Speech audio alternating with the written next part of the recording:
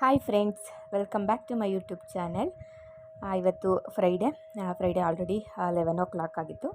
ನಾನು ಸಿಂಪಲ್ಲಾಗಿ egg curry ಮಾಡ್ಕೊಳ್ಳೋಣ ಅಂತ ಹೇಳ್ಬಿಟ್ಟು ರೆಡಿ ಮಾಡ್ತಾಯಿದ್ದೀನಿ. ಇದು ಅಡುಗೆ ಮಾಡೋಕ್ಕೆ ಬರದಿರೋರು ಕೂಡ ಈ ಒಂದು ಸಿಂಪಲ್ ಎಗ್ ಕರಿನ ಮಾಡ್ಕೋಬೋದು. ಪಕ್ಕ ಹಳ್ಳಿ ಸ್ಟೈಲಲ್ಲಿ ನಾನಿವತ್ತು ಎಗ್ ಕರಿನ ರೆಸಿಪಿನ ತೋರಿಸ್ತಾ ಇದ್ದೀನಿ. ಹಾಗೆಯೇ ನನ್ನ ಮಗಳು ಬರ್ಡೇನ ಒಂದು 3 ಡೇಸ್ ಇದೆ. ಸೊ ಹಂಗಾಗಿ ನಾನು ನನ್ನ ಮಗಳಿಗೆ ಕೇಳ್ತಿದ್ದೆ, ಏನು ನಿನಗೆ ಗಿಫ್ಟ್ ಕೊಡಲಿ ನಾನು ಅಂತ ಹೇಳ್ಬಿಟ್ಟು. ಅವಳು ಯಾವಾಗಲೂ ಅದನ್ನೇ ಕೇಳ್ತಿರ್ತಾಳೆ ನನ್ನ ಹತ್ರ.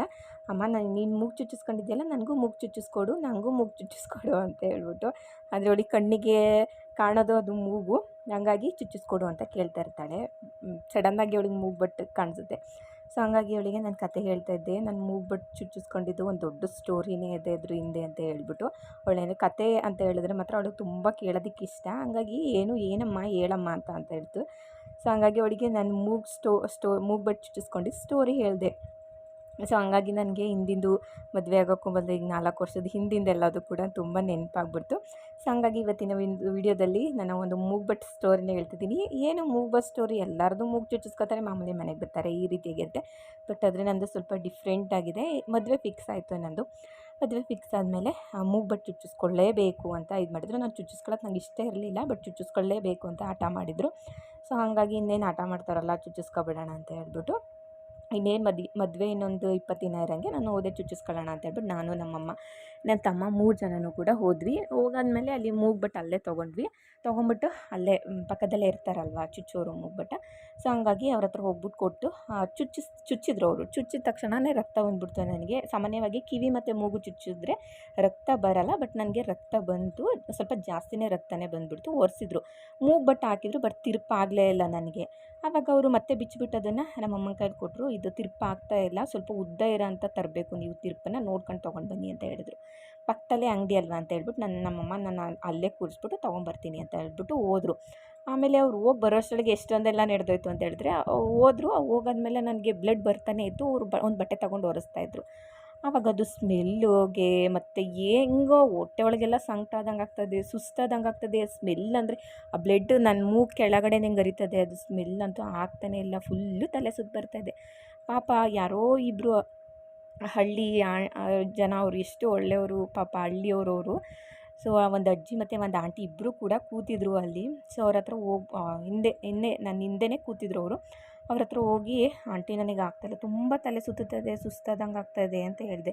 ಆಗ ಏನಾಗಲ್ಲ ಸುಮ್ಮನಿರಪ್ಪ, ಚುಚ್ಚಿಬಿಟ್ಟಿದ್ದಾರೆ, ಇನ್ನು ಹಾಕಿಸ್ಕೊಳ್ಳೋದು ಅಷ್ಟೇ ಅಂತ ಹೇಳ್ತು.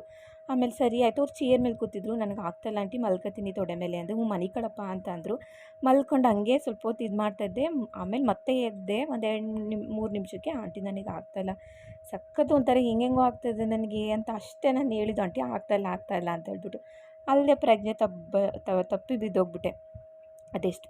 ಎಷ್ಟೊತ್ತು ಪ್ರಜ್ಞೆ ತಪ್ಪಿದೆ ಅಂತ ನನಗೆ ಗೊತ್ತಿಲ್ಲ. ಆಮೇಲೆ ಕಂಡುಬಿಟ್ಟು ನೋಡಿದ್ರೆ ಎಲ್ಲರೂ ನಿಂತಿದ್ರು. ನಮ್ಮಮ್ಮ ಏನುಗಳು ಅಂತ ಅಳ್ತಾಯಿತ್ತು. ಮೂಗ್ಬಟ್ಟು ಚುಚ್ಚಿಸ್ಕೊಂಡಿದ್ದಕ್ಕೆ ತಲೆ ಸುತ್ತು ಬಂದು ಬಿದ್ದೋಗ್ಬಿಟ್ಟಿದ್ದಾಳ ಅಂತ. ಇನ್ನು ಮೂಗು ಚುಚ್ಚಿಸೋರಂತೂ ಎದ್ರುಕೊಂಡು ನನ್ನ ಹತ್ರನೇ ಬರ್ತಾಯಿಲ್ಲ. ಇಲ್ಲ ನಾನು ಚುಚ್ಚಲ್ಲ, ಮತ್ತು ಮೂಗ್ಬಟ್ಟು ಬಿಲ್ಕುಲ್ ಹಾಕಲ್ಲ ನಾನು. ಹೋಗಿ ಡಾಕ್ಟ್ರ್ ಹತ್ರನೇ ಹೋಗ್ಬಿಟ್ಟು ಡಾಕ್ಟ್ರ್ ಹತ್ರನೇ ಹಾಕಿಸ್ಕೊಬಿಡಿ ಅಂತ ಹೇಳ್ಬಿಟ್ಟು. ಆಮೇಲೆ ಅಲ್ಲಿ ಒಬ್ಬರು ಅಜ್ಜಿ ಇದ್ದರು. ಸೊ ಅವರು ಹಂಗೆಲ್ಲ ಮಾಡಬಾರ್ದು, ಕಿವಿ ಮೂಗನ್ನ ಅರ್ಧ ಮಾಡಿ ಬಿಡಬಾರ್ದು, ಚುಚ್ಚಿಬಿಡಿ, ಹಾಕ್ಬಿಡಿ. ಇನ್ನೇನು ಆಗಿದೆ, ಹಾಕೋದು ಅಷ್ಟೇ ತಾನೇ ಇರೋದು ಮೂಗ್ಬಟ್ಟು, ಹಾಕ್ಬಿಡಿ, ಏನಾಗಲ್ಲ, ಹಾಕಿಸ್ಕೊತಾಳೆ ಅಂತ ಹೇಳಿದ್ರು. ಆವಾಗ ನನಗೂ ಅಜ್ಜಿ ಹೇಳ್ತು, ಹಾಕಿಸ್ಕೊಬಿಡಪ್ಪ, ಏನಾಗಲ್ಲ, ಏನೋ ಬಿಸ್ಲಿಗೆ ತಲೆ ಸುತ್ತು ಬಂದಂಗೆ ಆಗೈತೆ, ಏನಾಗಲ್ಲ, ಹಿಂಗೆ ಚುಚ್ಚಿದಾರಲ್ವ, ಹಾಕಿಸ್ಕೊಬಿಡು ನೀನು ಮೂಗ್ಬಟ್ಟು ಅಂತ ಹೇಳಿದ್ರು. ನನಗೂ ಧೈರ್ಯ ಹೇಳಿದ್ರು ಎಲ್ಲರೂ. ಸರಿ ಆಯಿತು ಅಂತ ಹೇಳ್ಬಿಟ್ಟು ಧೈರ್ಯವಾಗಿ ಕೂತ್ಕೊಂಡು ಮೂಗ್ಬಟ್ಟು ಕಣ್ಣು ಮುಚ್ಕೊಂಡು ಹಾಕಿಸ್ಕೊಬಿಟ್ಟೆ. ಸೊ ಹೆಂಗೆ ಇದು ಅಲ್ದಲ್ಲೇ ಇನ್ನೂ ಒಂದು ಸತಿ ನನಗೆ ಹಿಂಗೆ ತಲೆ ಸುತ್ತು ಬಂದು ಬಿದ್ದೋಗ್ಬಿಟ್ಟಿದ್ದೆ ನಾನು.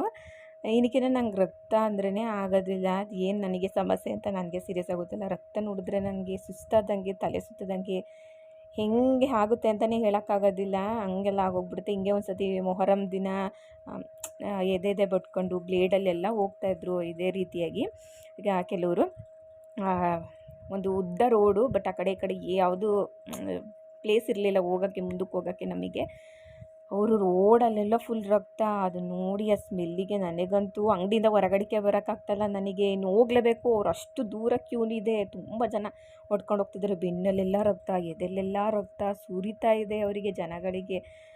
ಆವಾಗ ನಮ್ಮ ಅಕ್ಕ ಮತ್ತು ನಮ್ಮ ತಂಗಿಗೆ ಹೇಳಿದೆ, ನನಗೆ ಹಂಗೆ ಆಗ್ತಾಯಿಲ್ಲ, ನನಗೆ ಬೇರೆ ಕಡೆ ರೂಟ್ ಹಿಡಿದು ಬಿಡೋಣ, ನಾವು ಬೇರೆ ದಾರಿಗೆ ಹೋಗ್ಬಿಡೋಣ ಅಂತ ಹೇಳ್ಬಿಟ್ಟು. ಆವಾಗ ಅವ್ರಿಗಿಂತ ಫಸ್ಟೇ ನಾವು ಬೇರೆ ಕಡೆ ದಾರಿನೇ ಚೇಂಜ್ ಮಾಡಿಬಿಟ್ವಿ. ಹಾಗೆ ನನಗೆ ಇದೊಂದು ತುಂಬ ದೊಡ್ಡ ಸಮಸ್ಯೆ ಅಂತಲೇ ಹೇಳ್ಬೋದು. ತಲೆ ಸುತ್ತು ಬರೋದು, ಏನಕ್ಕೆ ಈ ಥರ ತಲೆ ಸುತ್ತು ಬರುತ್ತೆ ರಕ್ತ ಮಾಡೋದು ಅಂತ ನಂಗೆ ಸೀರಿಯಸ್ಸಾಗಿ ಗೊತ್ತಿಲ್ಲ. ಹಾಗೆ ಇದನ್ನು ಶೇರ್ ಮಾಡಬೇಕು ಅಂತ ಅನ್ನಿಸ್ತು. ಸೊ ಇದನ್ನು ನನ್ನ ಮಗಳಿಗೆ ಹೇಳೋದಾಗ್ಲಂತೂ, ಅಮ್ಮ ನೀನು ಯಾಕೆ ತಲೆ ಸುತ್ತು ಬರ್ತಿದ್ದು ಅದೇ ಅಂತ ಕೇಳ್ತಾಯಿದ್ಲು. ಬಟ್ ಏನಕ್ಕೆ ಆ ಥರ ಆಯಿತು ಒಂದು 2-3 ಸತಿ ಅಂತ ಸೀರಿಯಸ್ಸಾಗಿ ನನಗೆ ಗೊತ್ತಿಲ್ಲ. ಸೊ ಇವಾಗ ನಾನು ಒಂದು 2 ಈರುಳ್ಳಿ ಕಟ್ ಮಾಡ್ಕೊತಾ ಇದ್ದೀನಿ, ಮೀಡಿಯಮ್ ಸೈಜು. ಹಾಗೆಯೇ ಒಂದು ಟೊಮೊಟೊ ತೊಗೊಂಡಿದ್ದೀನಿ. ಹಾಗೆ ತೆಂಗಿನ ತುರಿ ಹಾಕ್ಕೋತಾ ಇದ್ದೀನಿ, ಒಂದು ಅರ್ಧ ಹೋಳು. ಹಾಗೆ ಸ್ವಲ್ಪ ಸಾಂಬಾರು ಸೊಪ್ಪು, ಚಕ್ಕೆ, ಲವಂಗ, ಹಾಗೆ ಸಾಂಬಾರು ಪುಡಿ, ಖಾರದ ಪುಡಿ ಇದಿಷ್ಟನ್ನು ಕೂಡ ಸೇರಿಸ್ಕೊಂಡು ಸ್ವಲ್ಪ ನೀರನ್ನು ಹಾಕ್ಕೊಂಡು ರುಬ್ಬಿಸಿ ಎತ್ತಿಟ್ಕೊಂಡಿದ್ದೀನಿ. ಇವಾಗ ಮಸಾಲೆಗೆ ರೆಡಿ ಮಾಡ್ಕೊತಾ ಇದ್ದೀನಿ. ನಾನು ಮಸಾಲೆ ಒಗ್ಗರಣೆಗೆ ಹಾಕ್ಕೊಳ್ಳೋದಕ್ಕೂ ಒಂದು ಅರ್ಧ ಈರುಳ್ಳಿ, ಹಾಗೆ ನಾನು ಸ್ಟಾರ್ ಹಾಕ್ಕೋತಾ ಇದ್ದೀನಿ, ಒಂದು 2 ಲವಂಗ ತೊಗೊಂಡಿದ್ದೀನಿ. ಟೇಸ್ಟ್ ಫ್ಲೇವರ್ ತುಂಬಾ ಚೆನ್ನಾಗಿರುತ್ತೆ ಮತ್ತು ಏಲಕ್ಕಿ ಹಾಕೊಂಡ್ರಿ ಅಂತ ಹೇಳ್ಬಿಟ್ಟು. ಹಾಗೆ ಇನ್ನೊಂದು ಕಡೆ ಮೊಟ್ಟೆನೂ ಕೂಡ ಬೇಯೋದಕ್ಕೆ ಅಂತ ಇಟ್ಕೊಂಡಿದ್ದೆ. ಮೊಟ್ಟೆನೂ ಕೂಡ ಬೇಗ ಬೆಂದಿದೆ. ಸೊ ಇವಾಗ ಅದೆಲ್ಲದನ್ನು ಕೂಡ ಬಿಡಿಸಿ ಎತ್ತಿಟ್ಕೋದು. ನಂಗೆ ಮೊಟ್ಟೆ ಬಿಡಿಸೋದು ಅಂದ್ರೇ ಒಂಥರ ರಿಸ್ಕ್ ಅಂತ ಅನಿಸುತ್ತೆ. ಕೆಲವೊಂದೊಂದು ಮೊಟ್ಟೆ ಬೇಗನೆ ಬಿಡುತ್ತೆ, ಕೆಲವೊಂದೊಂದು ಹೊಸ ಮೊಟ್ಟೆಗಳಿರುತ್ತಲ್ಲ ಆ ಸಿಪ್ಪೆನೇ ಬಿಚ್ಚೋಕ್ಕಾಗಲ್ಲ. ತುಂಬ ಹಿಂಸೆ ಅಂತ ಅನ್ನಿಸ್ಬಿಡುತ್ತೆ ನನಗೆ ಮೊಟ್ಟೆ ಬಿಡಿಸೋದಕ್ಕೆ. ಇವಾಗ ನಾನು ಒಂದು ಪಾತ್ರೆಗೆ ಫಸ್ಟು ಮೊಟ್ಟೆನ ಫ್ರೈ ಮಾಡ್ಕೊತಾ ಇದ್ದೀನಿ. ಇದಕ್ಕೆ ಸ್ವಲ್ಪ ಒಂದು 2-3 ಟೇಬಲ್ ಸ್ಪೂನಷ್ಟು ಎಣ್ಣೆನ ಸೇರಿಸ್ಕೊಂಡು, ಒಂದು 1/4 ಟೇಬಲ್ ಸ್ಪೂನಷ್ಟು ಅರಿಶಿನ ಹಾಕ್ಕೊಂಡು ಇವಾಗ ಮೊಟ್ಟೆನ ಸ್ವಲ್ಪ ಫ್ರೈ ಮಾಡ್ಕೊತಿದ್ದೀನಿ. ನಾನು ಬೇಯಿಸ್ಕೊಳ್ಳುವಾಗ ಮೊಟ್ಟೆನ ಸ್ವಲ್ಪ ಉಪ್ಪನ್ನು ಕೂಡ ಸೇರಿಸ್ಕೊಂಡೆ ನಾನು ಬೇಯಿಸ್ಕೊಂಡಿದ್ದೆ. ಇವಾಗ ಅದನ್ನು ಎತ್ತಿಟ್ಕೊಂಡು ಅದೇ ಬಾಣಲಿಗೆ ನಾನು ಸ್ವಲ್ಪ ಎಣ್ಣೆನ ಹಾಕ್ಕೊಂಡು ಇದಕ್ಕೆ ಸ್ಟಾರು ಮತ್ತು ಏಲಕ್ಕಿ, ಈರುಳ್ಳಿ, ಶುಂಠಿ, ಬೆಳ್ಳುಳ್ಳಿ ಪೇಸ್ಟ್ ಇದು ಹಾಕ್ಕೊಂಡು ಸ್ವಲ್ಪ ಹಸಿ ಸ್ಮೆಲ್ಲೆಲ್ಲ ಹೋಗುವಷ್ಟು ಬೇಯಿಸ್ಕೊಂಡು ಇವಾಗ ರುಬ್ಬಿಸ್ಕೊಂಡಿರುವಂಥ ಮಸಾಲೆನ ಇದಕ್ಕೆ ಹಾಕೋತಾ ಇದ್ದೀನಿ. ಕರಿ ಅಂದರೆ ಸ್ವಲ್ಪ ಗಟ್ಟಿಯಾಗೇ ಇರಬೇಕು, ಹಂಗಾಗಿ ಸ್ವಲ್ಪ ಗಟ್ಟಿಯಾಗೆ ಮಾಡ್ಕೊಬೇಕಾಗುತ್ತೆ. ಹಾಗೆ ಸ್ವಲ್ಪ ಎಗ್ ಮಸಾಲನೂ ಕೂಡ ಹಾಕ್ಕೊಂಡೆ, ಟೇಸ್ಟ್ ತುಂಬ ಚೆನ್ನಾಗಿರುತ್ತೆ ಅಂತ ಹೇಳ್ಬಿಟ್ಟು. ಇವಾಗ ಇದು ಚೆನ್ನಾಗಿ ಕುದ್ದಾದಮೇಲೆ ಫ್ರೈ ಮಾಡ್ಕೊಂಡಿರುವಂಥ ಮೊಟ್ಟೆನ ಇದಕ್ಕೆ ಸೇರಿಸ್ಕೊತಾ ಇದ್ದೀನಿ. ಸೂಪರಾಗಿ ಪಕ್ಕಾ ಹಳ್ಳಿ ಸ್ಟೈಲಲ್ಲಿ ಎಗ್ ಕರಿನ ಮಾಡ್ಕೊಬಿಡ್ಬೋದು. ಸಕ್ಕತ್ತಾಗಿತ್ತು ಮಾತ್ರ. ಇನ್ನು ನೆನ್ನೆನೇ ಮನೇಲಿ ರಾಗಿ ಹಿಟ್ಟು ಕೂಡ ಖಾಲಿಯಾಗಿತ್ತು. ಸೊ ಹಂಗಾಗಿ ಇವಾಗ ಸ್ವಲ್ಪ ನಮಗೆ ಹೋದ ವರ್ಷ ಮಳೆ ಎಲ್ಲ ಬಂದ್ಬಿಟ್ಟು ನಮ್ಮ ಮನೇಲಿ ಪೂರ್ತಿಯಾಗಿ ಮಳೆ ನೀರು ತುಂಬ್ಕೊಂಡ್ಬಿಟ್ಟಿತ್ತು. ಆವಾಗ ನಾನು ಇನ್ನೂ ಯೂಟ್ಯೂಬ್ ಚಾನಲ್ ಓಪನ್ ಮಾಡಿರಲಿಲ್ಲ. ನಾನು ಅದೊಂದು ವೀಡಿಯೋ ಮಾಡ್ಕೋಬೇಕಿತ್ತು. ಎಷ್ಟು ಫುಲ್ಲು ಮನೆ ತುಂಬ ನೀರು ಒಳ್ಳೆ ನದಿಲಿ ನಿಂತ್ಕೊಳ್ಳುತ್ತಲ್ಲ ಹಂಗೆ ನಿಂತ್ಕೊಬಿಟ್ಟಿತ್ತು. ಆವಾಗ ಸ್ವಲ್ಪ ರಾಗಿ ಎಲ್ಲ ನೆಂದು ಸ್ವಲ್ಪ ಇದಾದಂಗೆ ಆಗಿಬಿಟ್ಟಿತ್ತು. ಸೊ ಹಂಗಾಗಿ ಅದೇ 1 ವರ್ಷ ಆಗಿಲ್ಲ, ಒಂದು 6 ತಿಂಗಳಾಗಿದೆ ಅಂತ ಅನಿಸುತ್ತೆ. ಆವಾಗ ಅದಕ್ಕೇ ಇವಾಗ ನೀಟಾಗಿ ಇದನ್ನು ರಾಗಿನ ಒಂದು 2-3 ಸಲ ತೊಳೆದ್ಬಿಟ್ಟು ಒಣಗಾಕಿರುವಂಥ ಈ ಥರ ತೊಳೆದ್ಬಿಟ್ಟು ಒಣಗಾಕಿದ್ರೆ ರಾಗಿ ಮೇಲಿರುವಂಥ ಸಿಪ್ಪೆ ಎಲ್ಲದು ಕೂಡ ನೀಟಾಗಿ ನಾವು ತೊಳೆದಾಗೆಲ್ಲ ಹೋಗ್ಬಿಡುತ್ತೆ. ಈ ರೀತಿಯಾಗಿ ಕ್ಲೀನ್ ಮಾಡ್ಕೊಬೇಕು. ನಾವು ಮಿಲ್ಲಿಗೆ ಕೊಟ್ಟರೆ ಇಷ್ಟು ನೀಟಾಗಿ ಕ್ಲೀನ್ ಮಾಡೋಕ್ಕೆ ಆಗೋದೇ ಇಲ್ಲ, ಮಾಡಿಕೊಡೋದು ಕೂಡ ಇಲ್ಲ ಅವರು.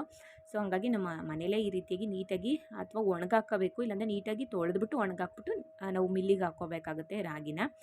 ಹಾಗೆಯೇ ಇವಾಗ ಸೀಬೆಹಣ್ಣಿನ ಕಾಲ ಅಲ್ವಾ, ತುಂಬಾ ಸೀಬೆಹಣ್ಣು ಬಿಟ್ಟಿದೆ. ಬಟ್ ಆದರೆ ನಾವು ಕಿತ್ಕೊಳ್ಳೋ ಅಷ್ಟರೊಳಗೆ ಪಕ್ಷಿನೇ ಬಂದು ತಿಂದುಬಿಟ್ಟಿರುತ್ತೆ. ನೋಡಿ ಇಷ್ಟು ಚೆನ್ನಾಗಿರೋ ಹಣ್ಣು, ಬಟ್ ಸ್ವಲ್ಪ ಪಕ್ಷಿ ತಿಂದುಬಿಟ್ಟಿದೆ. ಈ ವರ್ಷವೂ ಅಷ್ಟೇ ನಮಗೆ ಕೈ ಎಟ್ಕೋ ಥರನೇ ಸಿಕ್ಕಾಬಟ್ಟೆ ಹಣ್ಣು ಬಿಟ್ಟಿದೆ. ಯಾರ ಕಣ್ಣಿಗೂ ಬಿದ್ದೇ ಇರಲಿಲ್ಲ.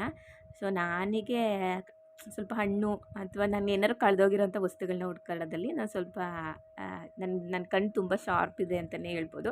ನಾನು ಎಷ್ಟೊಂದು ಜನಕ್ಕೆ ಕಳೆದೋಗಿರೋ ವಸ್ತುಗಳನ್ನೆಲ್ಲ, ಅಂದರೆ ಮನೇಲಿ ಕಳೆದೋಗಿರೋಂಥ ವಸ್ತುಗಳನ್ನೆಲ್ಲ ಅದನ್ನು ಕೂಡ ಹುಡ್ಕೊಟ್ಟಿದ್ದೀನಿ. ನಮ್ಮ ಮಾವನ ಮಗಳು ಅವಳ ಪಾಪುದ ರಿಂಗ್ ಕಳೆದೋಗಿದ್ದಾಗ ಅಲ್ಲೇ ಇದ್ರೂ ಕೂಡ ಅವರು ಹುಡ್ಕೋಕ್ಕಾಗ್ದಲೇ ತುಂಬ ಇದು ಮಾಡ್ತಾಯಿದ್ರು. ಸೊ ಅದನ್ನು ನಾನು ಹುಡ್ಕೊಟ್ಟಿದ್ದೀನಿ.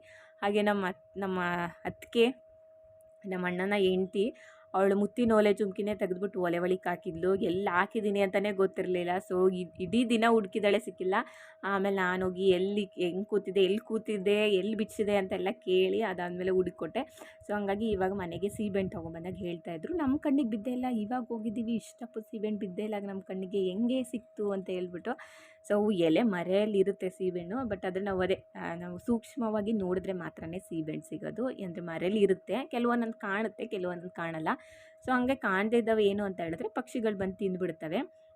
ಸೊ ಇವಾಗ ಈವ್ನಿಂಗ್ ಅಲ್ವಾ, ಹಂಗಾಗಿ ಇವಾಗ ನಾನು ಕೂಡ ಕಾಫಿ ಕುಡಿದು ನನ್ನ ಮಗಳಿಗೂ ಕೂಡ ಬೂಸ್ಟನ್ನು ಕೊಡ್ತಾಯಿದ್ದೀನಿ. ಇವತ್ತಿನ ಒಂದು ಇಷ್ಟ ಆದರೆ ನನ್ನ ಯೂಟ್ಯೂಬ್ ಚಾನಲ್ನ ಸಬ್ಸ್ಕ್ರೈಬ್ ಮಾಡ್ಕೊಳ್ಳಿ.